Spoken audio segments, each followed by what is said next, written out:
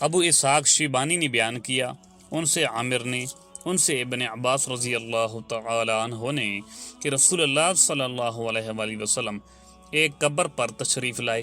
صحابہ نے عرض کیا کہ اس میت کو گزشتہ رات میں دفن کیا گیا ہے، صاحب قبر مرد تھا یا عورت تھی؟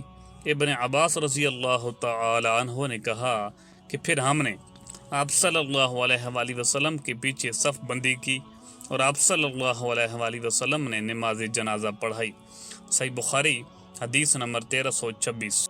سعید بن مسیب اور ابو سلمہ نے بیان کیا اور ان دونوں حضرات سے ابو ہریرہ رضی اللہ تعالی عنہ نے روایت کیا کہ نبی کریم صلی اللہ علیہ وآلہ وسلم نے حبشہ کے نجاشی کی وفات کی خبر دی، اسی دن جس دن ان کا انتقال ہوا تھا۔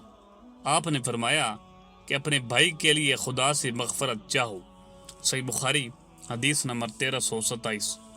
اور ابن شہاب سے یوں بھی روایت ہے، انہوں نے کہا کہ مجھ سے سعید بن مسیب نے بیان کیا کہ ابو ہریرہ رضی اللہ تعالی عنہ نے فرمایا کہ نبی کریم صلی اللہ علیہ وآلہ وسلم نے عیدگاہ میں صف بندی کرائی، پھر نماز جنازہ کی 4 تکبیر کہیں۔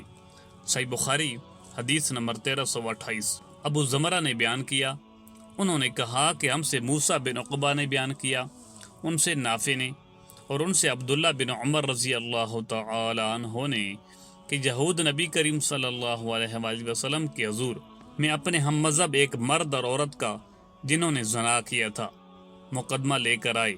حضور صلی اللہ علیہ وآلہ وسلم کے حکم سے مسجد کے نزدیک نماز جنازہ پڑھنے کی جگہ کے پاس انہیں سنگسار کر دیا گیا۔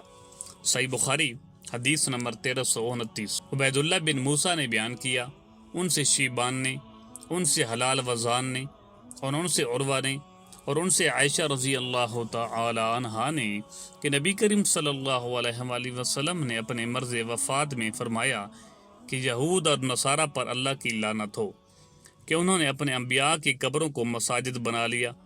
حضرت عائشہ رضی اللہ تعالی عنہا نے کہا کہ اگر ایسا ڈر نہ ہوتا تو آپ کی قبر کھلی رہتی اور حجرہ میں نہ ہوتی، کیونکہ مجھے ڈر اس کا ہے کہ کہیں آپ کی قبر بھی مسجد نہ بنا لی جائے۔